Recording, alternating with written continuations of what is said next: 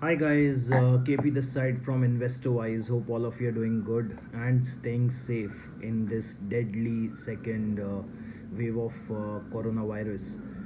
Uh, I have been getting a lot of queries given this pandemic has put all of us through difficult times, and we understand this very clearly that any economic crisis will have a large impact on the equity markets. So people are baffled up, and I have been getting a lot of posts and queries as in how to go about investments, should we introduce fresh capital, should we stay away from the market for some time, and many more things are being questioned to me. So I thought the best way to address this is by answering your questions. So I have got a lot of queries from your end. Thanks for that. But I'm afraid I won't be able to take up all the questions in this one session because the number of questions that have been posted are too many, not just on Facebook, but I've been getting a lot of queries even on WhatsApp, Instagram. So what I've tried doing is the questions which have been common to many of you, or questions where I feel genuinely I can add some value to your knowledge, I first try to prioritize those questions. Needless to say, if I have not been able to take your question during this session, please don't mind, and I would try my level best to do a video maybe in weeks to come, and I'll try to address those questions also. But as far as the overall scenario is concerned, yes, we understand that there are a lot of confusions regarding investments. So I have tried taking more questions relating to the current market scenario. Okay, so we are starting off with it now. First question is basically a question which has been asked by multiple followers on InvestorWise: Sunil, Albin, Sharat, Raj, and Harshal. All of these people have been asking me one common question, that is, because of corona second wave, are we anticipating any kind of deep corrections, not just normal corrections, deep corrections in the market? And then they also want to know if it would be a good strategy to sell off their holdings right now, wait for some corrections to happen, and then buy back the stocks at lower value. So first of all, you need to understand that the current scenario is not like last year, in a way that when COVID has hit us for the first time in early 2020, we were not actually prepared for it. There was no clues as to how this is going to play on your body, or there was no vaccine available at that point of time. We didn't have a proper medication at that point of time, so we were clueless about it. And the first reaction, because a situation like a pandemic has not happened in last century or so, not even decades, it has not happened in a century. The last flu that became a pandemic was Spanish flu, which was back in 1920s. So we were not at all prepared for something like this, and it became a global problem with none of the countries being aware about how to deal with this. So you saw a deep correction in the market all the way from January 2020 to March 2020. This year, so if we go further down into it, if you remember, last year index, I mean Nifty 50, which was trading close to 12,000, 13,000 mark, it went down to 7,500 mark, if you remember that. So there was almost a 50% correction last year. This year situation is not the same, although for specifically India, things are looking worse than what happened in the first wave. But if you see the overall scenario, globally, the second wave has been handled in a very meticulous and pragmatic manner. It felt like we were prepared for the second wave. But as far as India is concerned, once you see the situation of India in the last fortnight or so, you have to believe that it's a utter disaster. We were not even prepared for it, and today it feels like we have been worst hit country as far as COVID second wave is concerned. So if you see, if I talk about the Sensex high, what we did in the month of December, January, the Sensex went up to 52,500, which happened recently only, and now it is trading around 48,780, and that's uh, almost you can say like 300 points of correction in Sensex. Nifty, there is hardly any correction, maybe a correction of, you can say, 1000 points. Do we expect a deep correction? The answer is probably not. It's not going to happen. What is one big reason for that? The reason is that we have already vaccinated 10% of our India's population. We have Covaxin, we have Covishield. Now we have also Sputnik coming in from Russia. So India is mentally now prepared that from 1st of May, they would be even vaccinating people in the age group of 18 to 45. So we are more prepared now. Yes, sudden scarcity of oxygen, or the death rate going up, or the number of people getting infected from the virus on daily basis, the numbers crossing 3-4 lakhs now, that looks scary. But then probably it will peak out in some time, and then we will see a downfall in these numbers. Somewhere market has taken all this into consideration. You need to understand one thing. Yes, the health infrastructure of India has been poor during these 15-20 days or 1 month, whatever time we have been witnessing now in the second wave. But when you do equity investments, what you need to see is how far is it going to have an impact on your overall economy, how badly industry is going to get impacted because of this. And honestly speaking, not that I'm always bullish, so I'm saying this, honestly speaking, what I feel is that yes, we might have a small span of time wherein there are going to be hiccups and difficulties, but then a revival would be very, very thick and fast. There would be a complete U-turn in the revival. So yes, for next 1 month or so, you might feel that economic operations would be hampered, but then a U-turn is going to happen very fast. So this time, since we have vaccines handy, we have already given vaccination to 10% of the total portfolio. We have been getting good support from countries around us, like Singapore has helped India with oxygen supplies. Germany is willing to help India. Russia is offering India the vaccine. As I told you, Sputnik is from Russia. US has surplus vaccines with them to a range of 55 crore extra vaccines they have, and they have committed that a part of it will be given to India for support purposes. So if you see globally, since you see this time it is specifically India who is feeling more of the heat of second wave. But if you compare it with other countries, they seem to be in a comfortable position. I mean, they are not in a state like India. They are at least doing better than India. Once that happens, you can look at it as a positive for India, because in those circumstances when everybody is not being affected, you see a lot of help coming in globally for India, and that is what exactly we are looking for right now. Apart from that, if you see, there are situations wherein even the industry in India, I mean the companies like Reliance, Tata, these companies, or even companies like Tech Mahindra, these companies are, the Mahindra group, these companies are willing to help the government as far as possible, maybe with ambulances, maybe with the supply of oxygen. So a lot of help is coming in from all angles.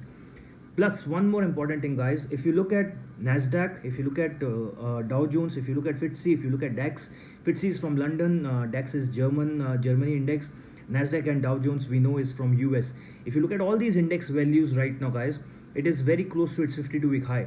So globally, markets are not showing deep corrections, and most of these countries which have taken the data of Britain, the data of Germany, or for US data, if we see, these countries have already experienced a second wave of COVID, and still the markets have been intact. So there are a lot of things you have to see. It's not, don't have this speculative mindset all the time. Second wave आ गया, चलो market टूटेगा, short खेलना शुरू करो. इसके बाद बंगाल में इलेक्शंस, बीजेपी हार गया, चलो मार्केट टूटेगा, शॉर्ट खेलना शुरू करो. You got to be stable. You have to first evaluate the overall scenario. Try to understand how far-reaching the impact of the given situation can be.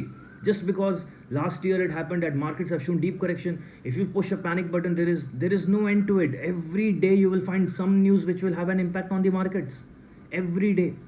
So some stability is required. You got to first understand the ramifications, the consequences of a particular event, and you need to understand how far are we prepared for it. Yes, again I am repeating, in this current scenario, we feel we are not prepared for the COVID situation, the second wave especially.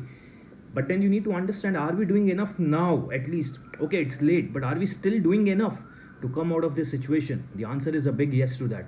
So yes, small corrections here and there can happen, but I don't see anything drastic going to happen.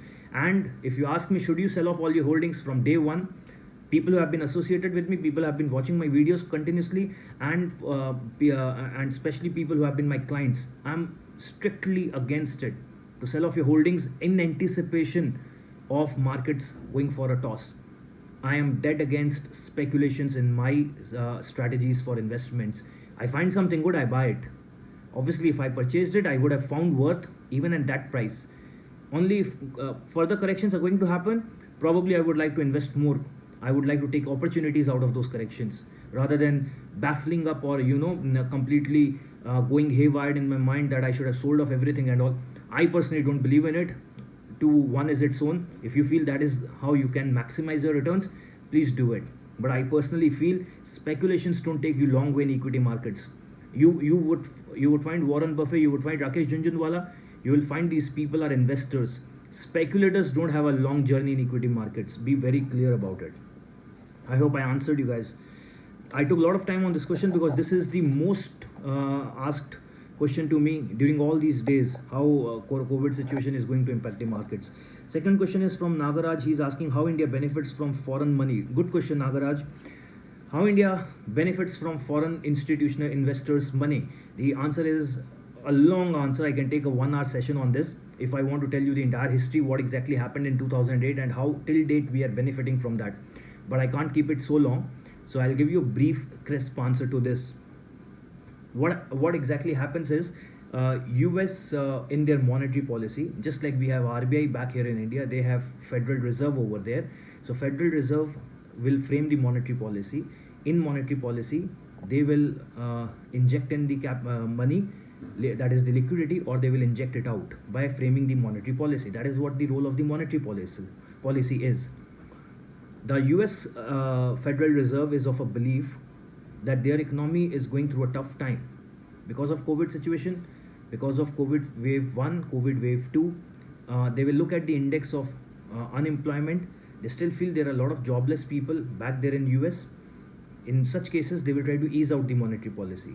One way to do that is by keeping their interest rates low, like what you're witnessing in India right now. The interest rates are low. If you go for a housing loan, you're getting it for 6.9%, 7%. If you go for normal commercial loans also, comparatively, it have been kept on the lower side, just to ease out liquidity so that people can take money. If they are in difficult times, they can take money.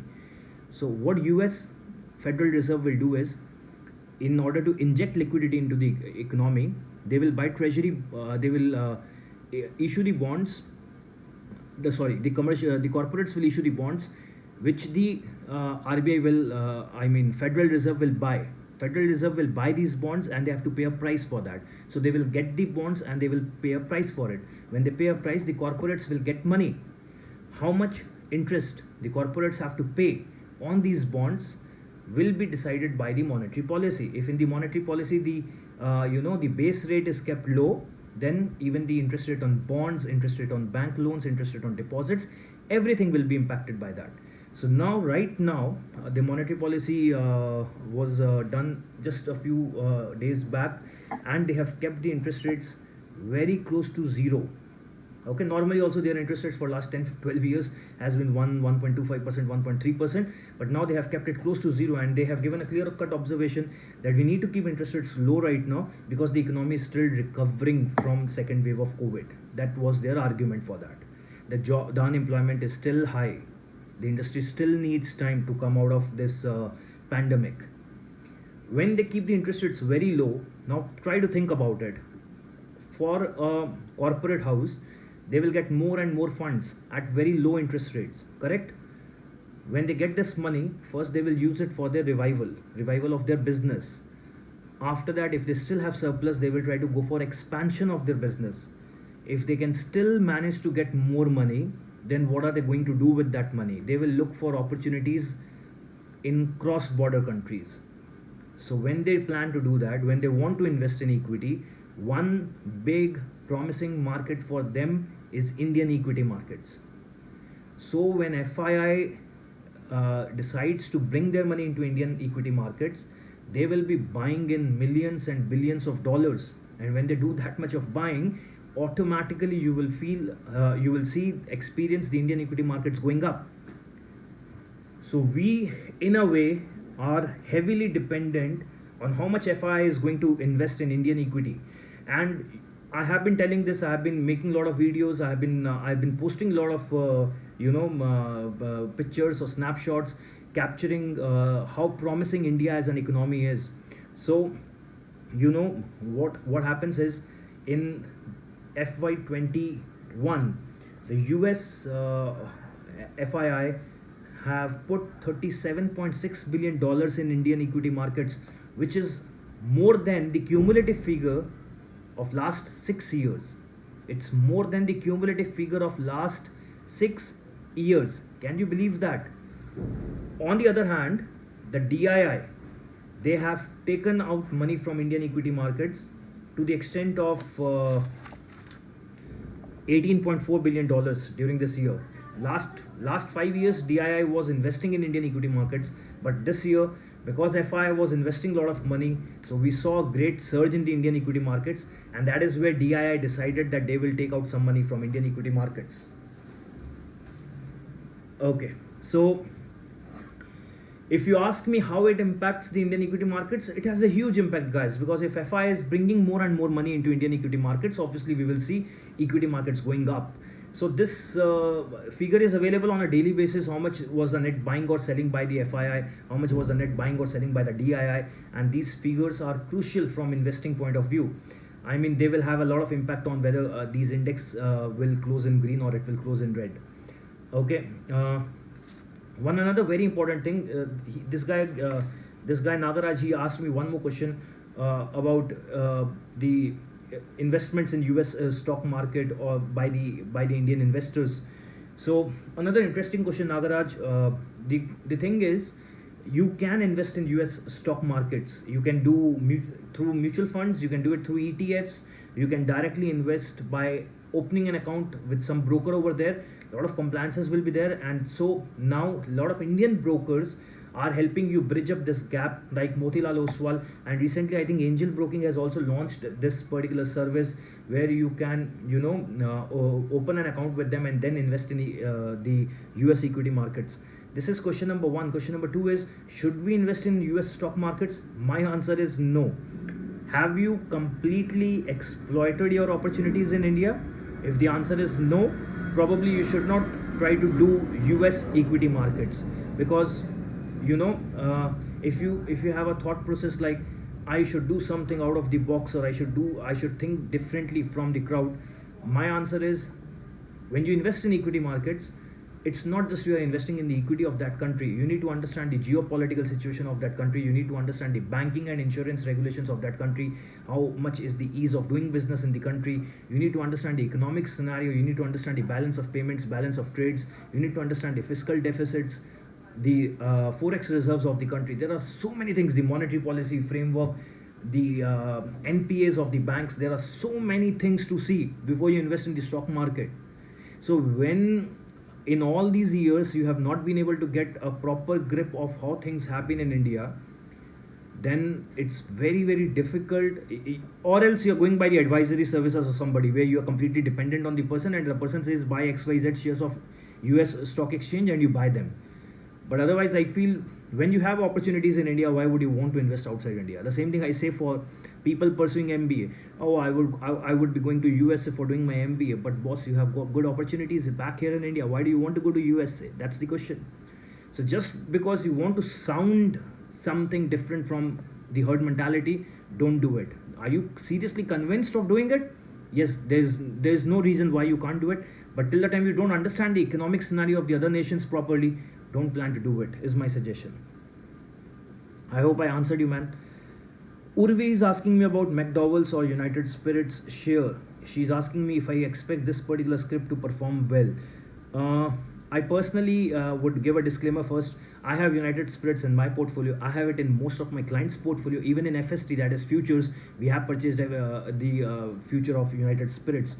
In fact, last week or maybe 10 days back, we have given a strong buy recommendation on United Breweries to our clients at around 1100. And within a week or 10 days, I posted also on Facebook, within a week or 10 days, it went up to 1220. Within this short span of time, we got an upside of 120 rupees in United Spirits.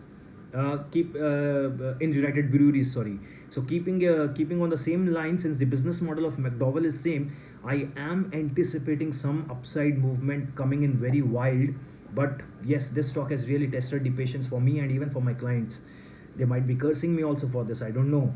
So the current market price is 519. 2 days back it did 541. Friday we had a bad closing for the market, with index Sensex being 1000 points down close to, so it came down to 590. Now the good part is, if you look at its 52-week high, its 52-week high is 661, which means there is a huge discount compared to its 52-week high, and its 52-week low is 478, which means at 519 the stock is almost close to its 52-week low, with the index being almost at 52-week high, a stock trading close to its 52-week low. There is no rewards for guessing. You know it very well. This is a great opportunity to invest in United Spirits, provided we are fine with the fundamentals, and if you're fine with the product, because a lot of Jan clients of mine, or Muslim clients of mine, they don't want to go for booze shares.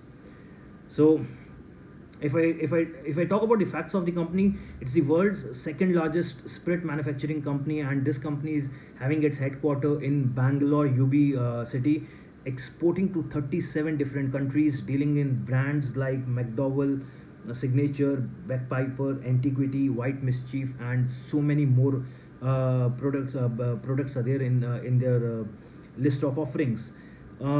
If I talk about their net profit for December 20, they have posted a net profit of 280 crores. September 20, if I compare it with the last quarter, it was just 125 crores. And December 19 last year, quarterly results, they had done 232 crores of net profit. So from December 19 onwards, I feel the situation overall has been good, where company has been able to keep their profits up.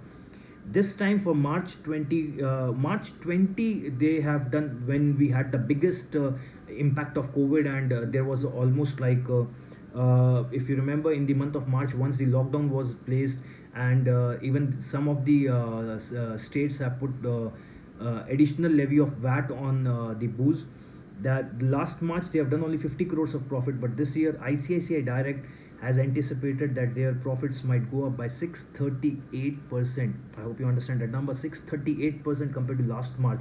So March 21 results are anticipated to be good, and if they are able to post results like that, I anticipate that this stock might go up. FII DI holdings have been close to 34% together in this company, and in recent quarters they have increased their stake also in this company. From March 16 to March 20, if I compare the annual data from March 16 to March 20, the net profits have grown from 143 crores to 623 crores.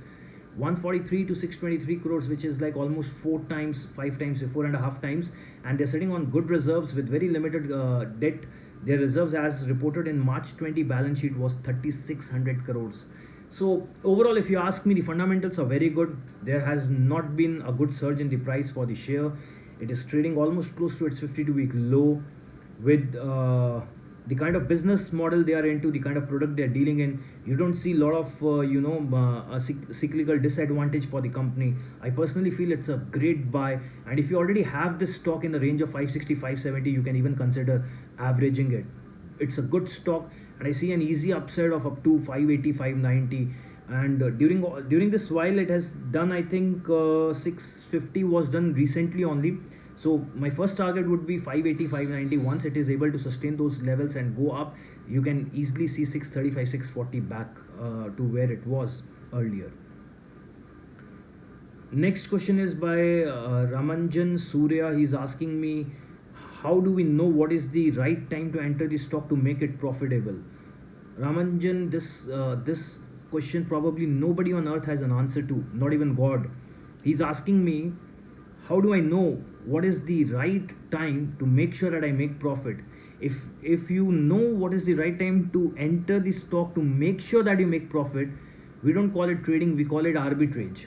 Arbitrage is where you know that you will be making riskless profit. There is no such right time. Now he mentioned it very clearly. He's a client of mine. He mentioned it that I'm not complaining, but you made me buy HCL Tech at 923, and within 2 hours it went down to 908. Ramanjan, I didn't know that it will go down to 908. If I knew it, I would have made you do a short at 923. Still made it profitable for you. But I didn't know it. Nobody knows it. Please understand. You need to maintain some level of maturity. If you are trading in market with 2 hours of time horizons, you will never be able to sustain in the market. And KP advisory is dead against it. I personally hate this kind of a mindset where I'm doing things with a time horizon of hours. 2 घंटे में share नीचे चला गया, हाय मेरा दिल टूट गया, and those kind of things I don't believe in. If for you, in general I'm saying, guys, if for you the name of the HCL Tech or Infosys or Wipro or TCS, or Dr. Reddy or Divis Lab, these are just names for you of different companies, but you don't understand the background of it, you don't understand the fundamentals of it, you don't understand the kind of corporate governance, the management these companies have, probably leave this work to your experts who are doing the hard work of finding out what is good and what is not. So when you have purchased HCL Tech, just because it fell down by 10 rupees, a share of 900 rupees falling by 10 rupees is not even 1%. And in those cases, if you feel that, oh my god, my timing could have been better, you need to revisit your logics in the market. It's very important. Without having knowledge, don't come into the equity market. If you have a good advisor, then not having knowledge is still okay. I personally even don't encourage that. That is why for my students and for my clients, I have launched the course of Equipedia. If you want to do this equity market for 10, 15, 20, 25, 30 years of your lifetime, don't do it without having knowledge. So it's very important that you understand nobody on earth knows which side market will go. And this happened on Friday, where I made some of my clients buy HCL Tech at 923 and it went down to 908, 907. It even went down to 900 rupees, I feel. So you need to understand 1000 points Sensex was down by. Nifty was down by 250, 260 points. So if I knew what is the profitable trade on that particular day, I would have made you short. And in my FST, you know very clearly, I only make you buy blue chip good stocks with a long position. I never do short. Okay, I hope I answered you. Prashant and Harshil, they are asking me, how do you track 400 plus stocks on a daily basis? I have been doing equity markets for 11 years now. That is where I have been actively doing it. Before that also in my family, I have seen people doing equity markets. Been seeing it since the time I have been, I gained my consciousness. I've been seeing my father doing it since that time. So, you need to work hard on a stock once or 2 times. Once you are well acquainted with the fundamentals. So the thing is, I have my own watch list, a favorite list of stocks. I do the analysis, extensive analysis of a stock. If I find it fit, I add it to my watch list. Till the time something really disastrous or dramatic happens with the stock, I don't push it out of my watch list. So it still stays there. So once I've done the thorough research of a stock, then for me to analyze the stock or to track it on a daily basis is not a big deal. And you need to understand, from the time I get up in the morning, 7:30, 8 o'clock, till the time I sleep, equity is all I am doing, guys. Yeah, you might feel that I'm boring, but equity is always there. Either I'm doing it or I'm thinking it. So it's basically out of passion, and I feel it's the experience in the market with doing it for so many years and tracking the same stocks. You start gaining knowledge. Okay, so I think experience is all that is required, and with passage of time we all will have it, right? Prashant is asking another interesting question: can we re-enter stocks if they show correction after the target is done? Okay, so I'll just explain it to you guys. What exactly is willing to ask me is, suppose if I buy a stock at 1000 and you give me a target of 1080. Once the target of 1080 is done, and after that suppose the stock again comes down to 1000 or 1010, should I re-enter the stock? Now my answer to this is, it's not so easy that every time the stock comes to 1000 I will buy it. So first you need to understand the reason why did it go down drastically again to 1000 levels. Are there any changes in fundamentals? Has some news been exploded in the market because of which the stock has shown the correction? How the overall sector is performing? Or is it that the competitor has done something better than me because of which my stock has gone down? You understand my point? So you have to do a lot of analysis. And next time when you come to me and tell me, sir, again I want to buy something 50,000 worth, it's not so easy that I will make you buy the same stock because it is trading at the earlier price. On this day when you ask me for the recommendation, maybe I find other opportunity which is better than this particular opportunity. And maybe instead of making you buy let's say the stock I was talking about is Infosys. Maybe today I feel Reliance is a better buy than Infosys. Maybe during this period Reliance has shown more correction even when its fundamentals are intact. Then I would like to go for Reliance, not Infosys. So yes, a plain answer to your question is yes, you can buy.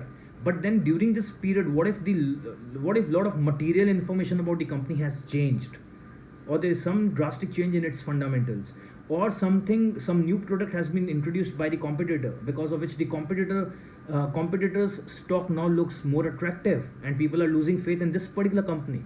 So it's not a plain yes or a no answer, but yes, I feel there's a lot of things to be done before you re-enter into a stock. It's not as simple as we think.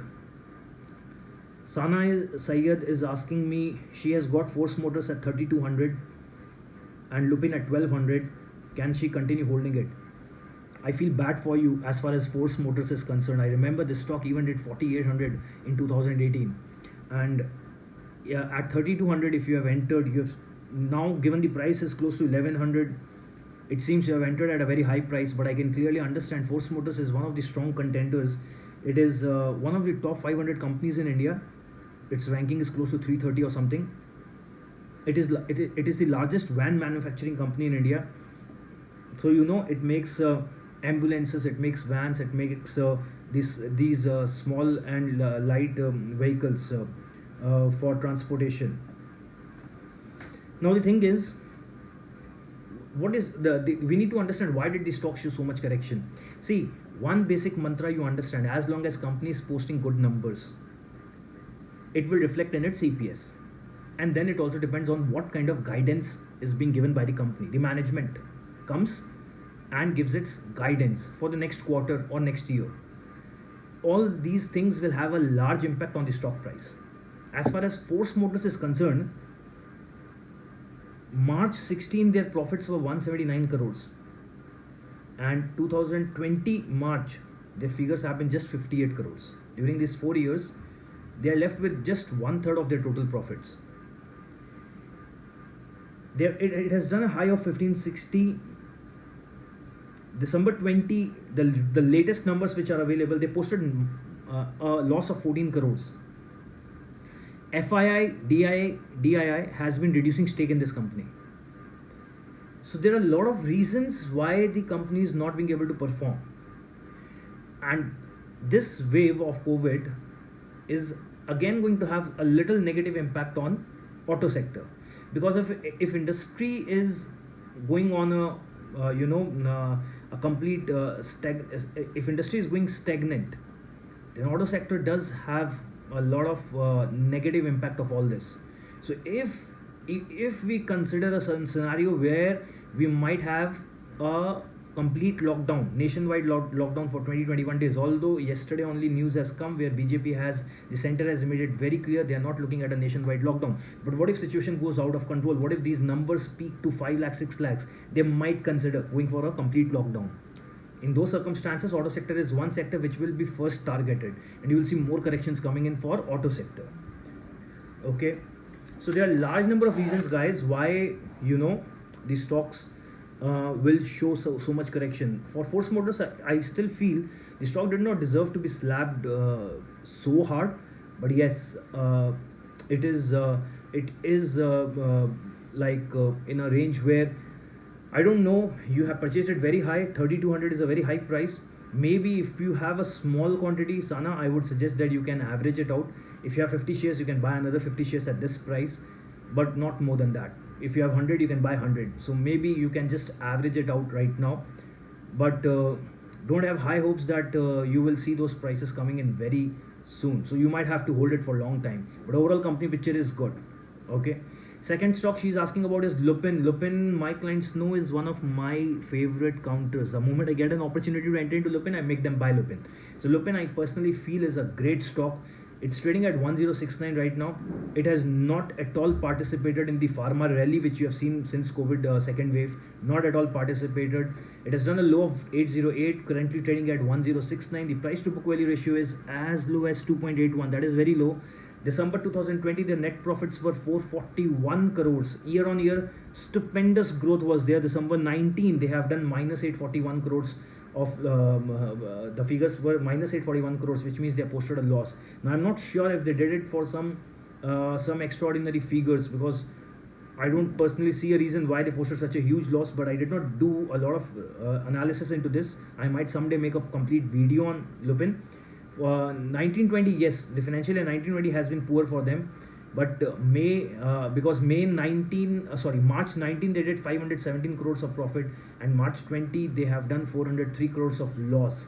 Maybe that's a reason the stock did not show a lot of upside during all this while. But this particular year, that is, I'm talking about 2021, like the figures are available till December 2020, the company is showing strong recovery, and as I said, they have still not shown a lot of momentum with this pharma rally coming in. So I personally like Lupin a lot. Right now trading at 1069. My first immediate target is 1120. That seems to be coming anytime soon if markets are supportive enough. And then the next target that I would be looking at is 1180, 1200 rupees. Yes, that's very much possible. Chintan is asking me, next question. Chintan is asking me, is it still good time to buy pharma for short term?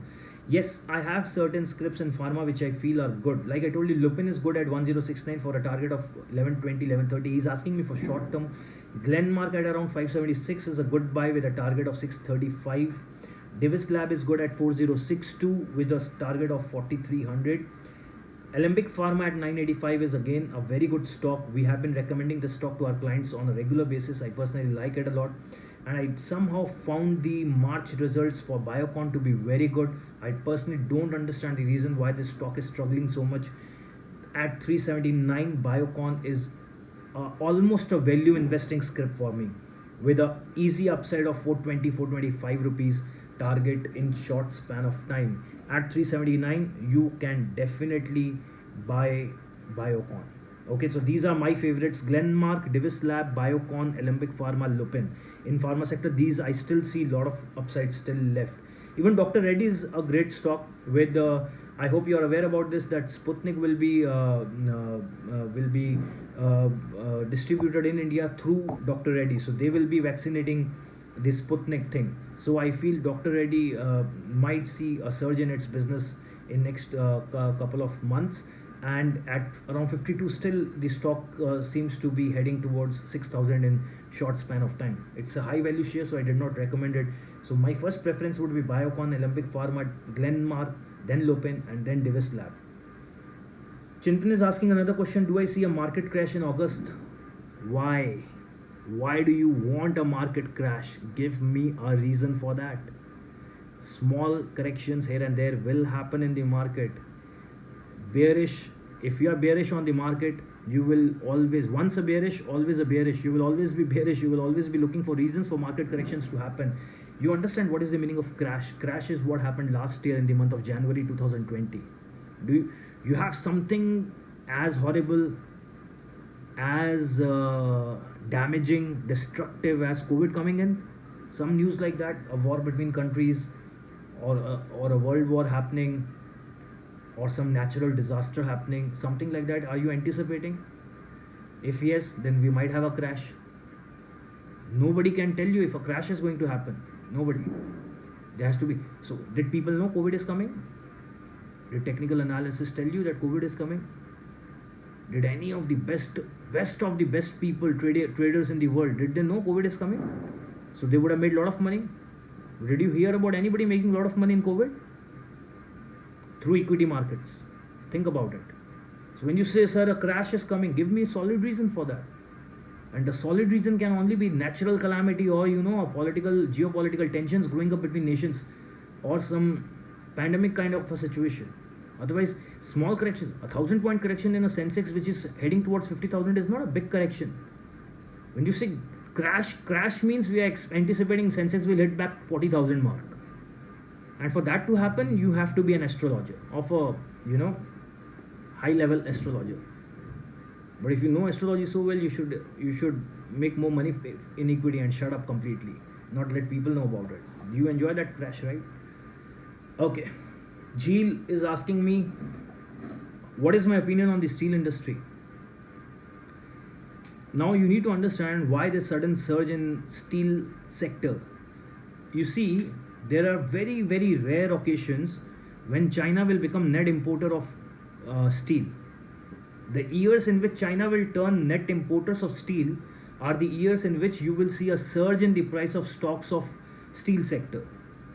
So right now, if you see, anything and everything in the steel sector is almost trading at its 52-week high. One big reason for that is China has turned into a net importer of steel. Otherwise, China has a very strong industry for steel manufacturing, and when that happens, we get a neck-to-neck competition from them, and that is where our profits will be moderate, not extreme profits, not robust numbers. Let me tell you something. In 2020, China was a net importer of steel, and they have increased their imports of steel by 150%, which was 38.56 million tons, because their own producers struggle to keep up with the demand because of obviously COVID situation. And that is the reason you have seen the Indian steel sector, just in anticipation that if China turns out to be an importer of steel, it means the demand of the other nations they won't be able to meet, and in that case Indian industry will have upper hand. And that is why you see almost JSW Steel, SAIL, Tata Steel, Vedanta, Jindal Steel, almost all the stocks have done their 52-week high on Friday itself. So now the question is, would I be interested to still enter into the steel sector stocks? I would like to wait a little bit. You know why? Because when you see so much, the same Tata Steel last year in the month of April was trading at 272. So if you did not buy it at that point of time, would you buy it today when it is trading 4 or 5 times its price last year? Probably I would like to shy away from such stocks, and I would wait for the right time. Okay, let some correction happens. Right now in the inertia of motion, everybody is buying steel. And once the correction happens in the market, things which have gone up rapidly, they also come down like a pack of cards. So I would personally, if you still want to go for anything from this metal sector, I would prefer to go for Vedanta, which is trading at 257. And believe me or not on this, I have been recommending Vedanta to my clients from close to 100 rupees, which was like in the month of November, December itself, it was trading 120, then 130, then 140, then 150. We're making them buy, book profits at some higher range. Again buy, again book profits. Recently we did a profit booking in Vedanta at around 250. But I still feel there is more upside left. Yeah, the company is planning to go for delisting, but in this meanwhile, LIC increased their stake in Vedanta, and at the same time LIC has a very heavy stake in Vedanta. Without LIC participating in delisting, their delisting is not going to be successful. And LIC has made it clear that they will only participate in delisting once the company offers the delisting to happen in the range of 320-325 rupees per share. And that is the reason I still see a lot of upside left in this stock, and downside risk is limited. That's what I feel.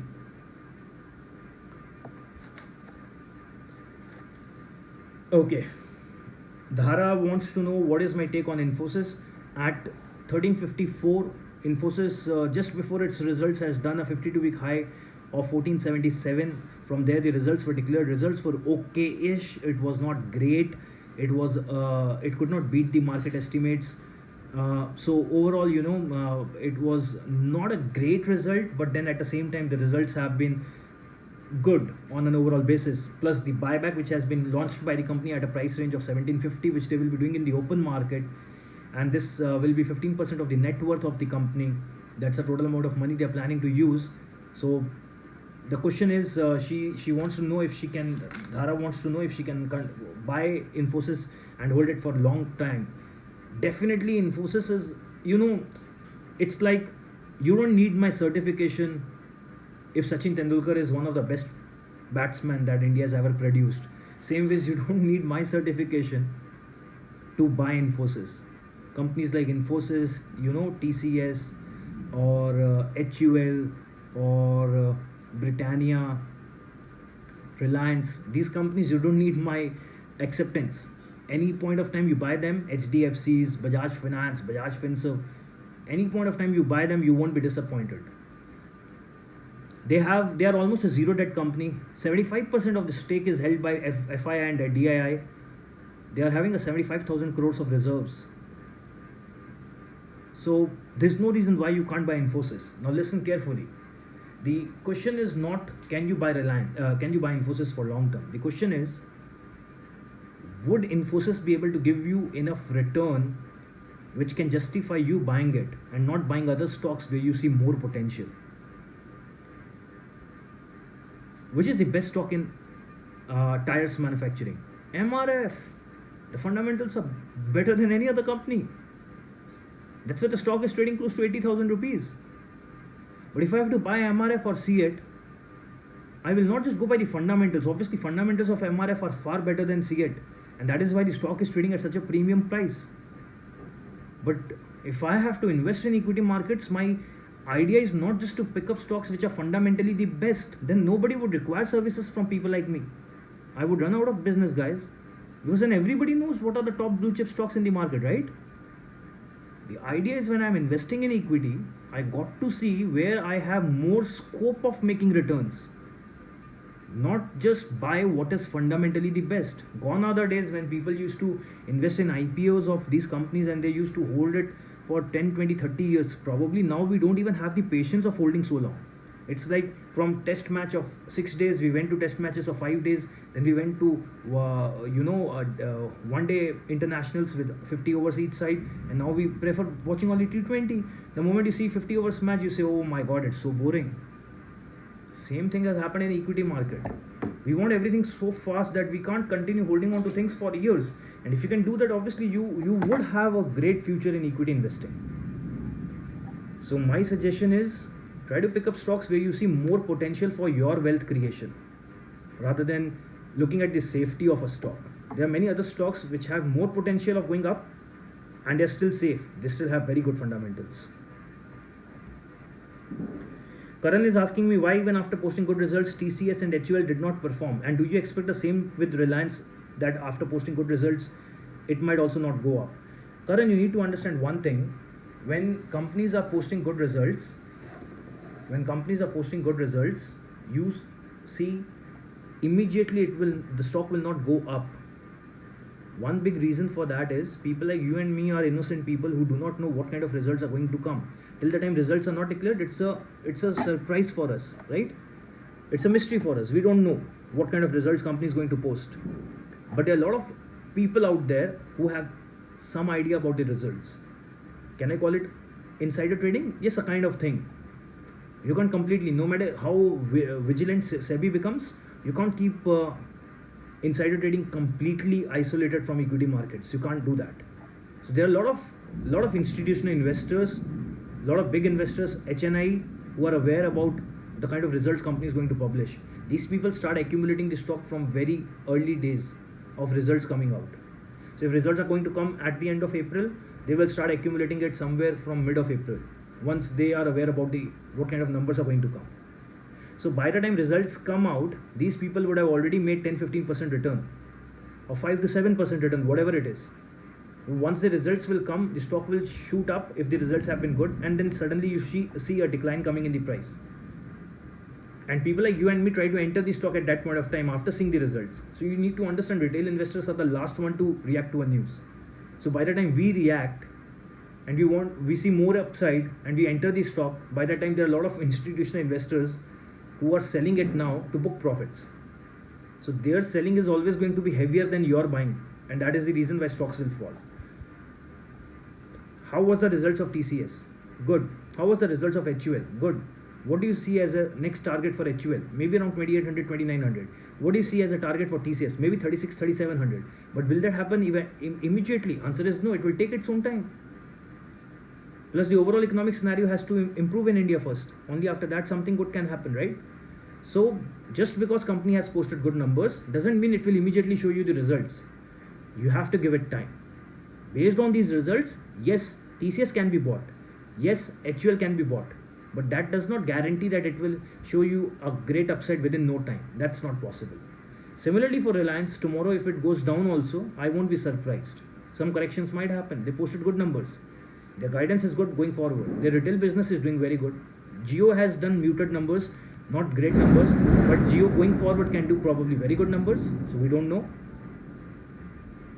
So yes, even Reliance for me at a price of 1994 is a very good investment stock, where I feel that upside it can go to any extent.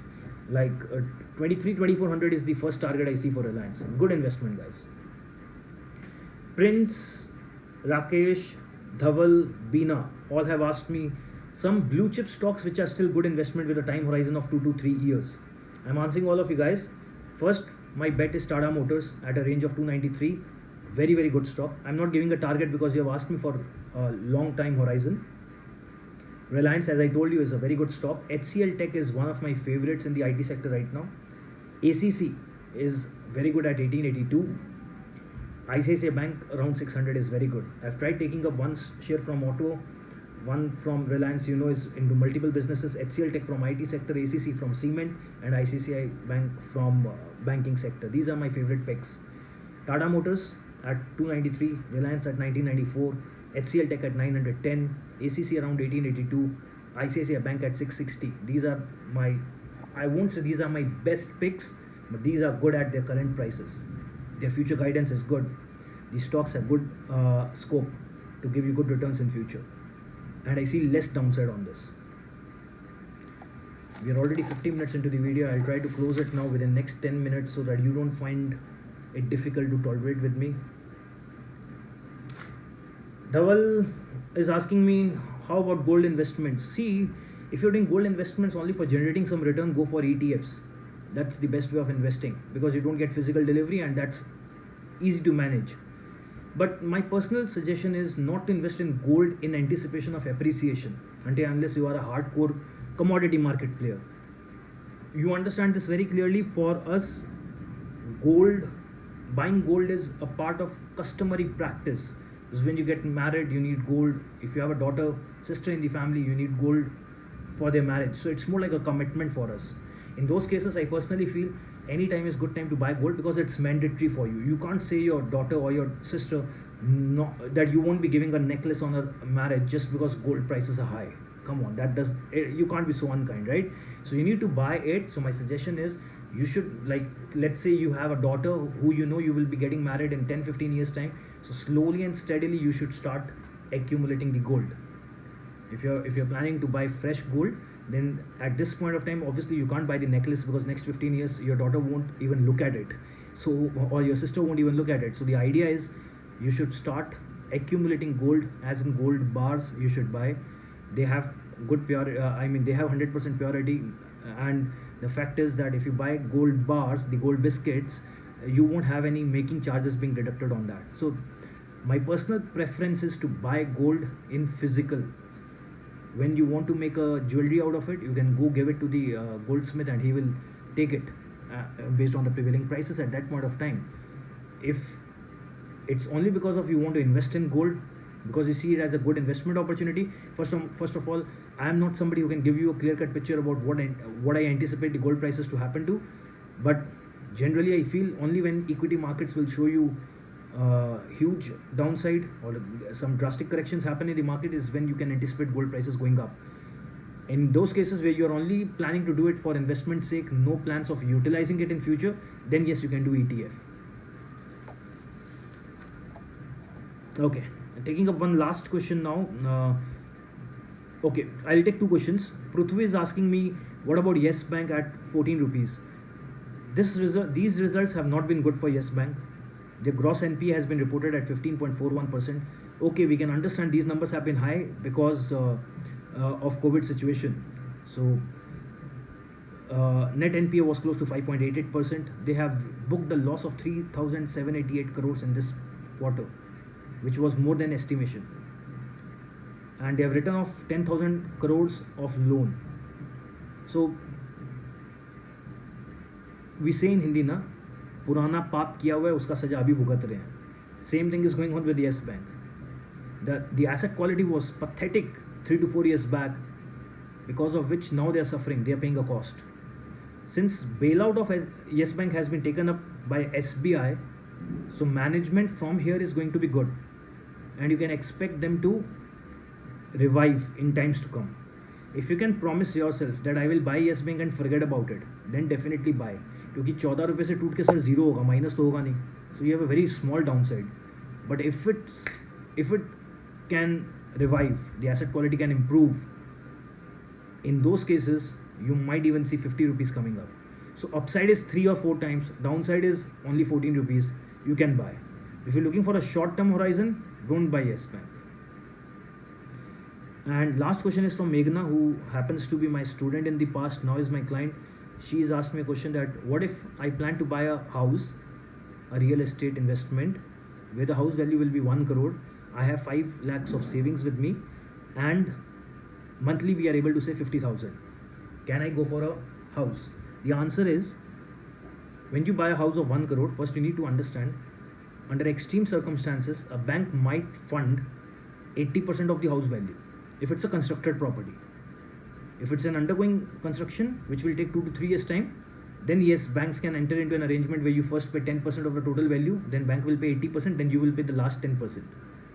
But if it's a constructed property where you want to take immediate possession, then you need to pay 20%. So first of all, the numbers which you have given me, Meghna, it seems you won't be able to buy the property of 1 CR, or you might have to shell out more money from your end, or you might have to go for a low budget property. Number one. So the first bottleneck is that you have to manage 20%, which does not seem to be happening in your case. Number one. Even if I assume that you would be able to pay 20 lakhs from your hand right now, which would obviously put you under a lot of liquidity crunch, even if you take 80 lakhs of loan for 25 years with 6.9% interest rate, your EMI will come to 56,000. And you're saying your monthly savings after meeting all your other expenses, your SIPs and everything, comes to 50,000. So which means you are mentally prepared to whatever you save, whatever you have to put out everything for your EMI. So I personally suggest right now you have to revisit your plans, or maybe you can defer buying a house. I know as Indians we all are emotionally attached to buying houses. So either you can work out on your budget. In a place like Mumbai it would be difficult, I know. But right now my suggestion is that you can consider buying it on a later stage when you have more funds with you. And during these next couple of years, we don't see, crazy upside in the real estate sector. So till that time, if you're staying in a rented apartment, there is no harm staying in a rented apartment. If you see, your opportunity cost is much less in rented apartments compared to you owning a house in India. Yes, and that is why a lot of high-profile people also don't prefer to buy houses. If you are a little practical, you will never find a good deal in buying houses. You will always prefer to stay in rented apartments because the opportunity cost of money is much less in that case. But in your case, given the numbers that you've shared with me, I personally feel it would be difficult for you first to gather that 20% of the funds for a already constructed property, and then the EMI will still be painful for you. It will put you under a lot of financial stress. We don't want stress and buy a house. Only if we have savings, we think we can, out of your monthly savings, 50% also if has to go for a house EMI, still fine. The 100% criteria is dangerous. We can't do that. I tried my level best to answer as many of you possible. I hope you liked the video. I hope there was some learning for you in this video. I'll try to get back to you as soon as possible. Guys, it's a humble request to you. Take care of yourselves. When you're going out, first of all, don't go out if it's not required. Try staying home, and don't take it lightly. This COVID is lethal. It's dangerous, guys. I humbly request you, please don't go out, and try to spend most of the time in the house. And even if you're going out, try to wear 2 masks. One has to be a surgical mask and one has to be N95 or KN95. You need to carry sanitizers with you, and it's very, very, very important that you take good care of yourself, because this time this particular disease is straight away attacking your lungs. and that is where the things become, you know, very very unwanted, undesirable. So please don't take it lightly, guys. Today we have to survive, and then definitely we will revive in short span of time. As soon as you are eligible for vaccination, don't take it lightly. I know initial days for us, especially who are falling in this 18 to 45 age group, for us it is going to be difficult to get the vaccine. We can patiently wait for our day to come, but you make sure that you have to take it. And especially your parents, if they're not convinced to take vaccine, you have to convince them to get it done. It's very important. I've seen cases in my family itself where even if people have got one dose of vaccination, they are reacting much better to be as compared to people who have not even taken one dose of vaccination. So it's important that you take your vaccinations, guys. Till we meet again, bye bye, cheers, stay bullish, PLB, bye.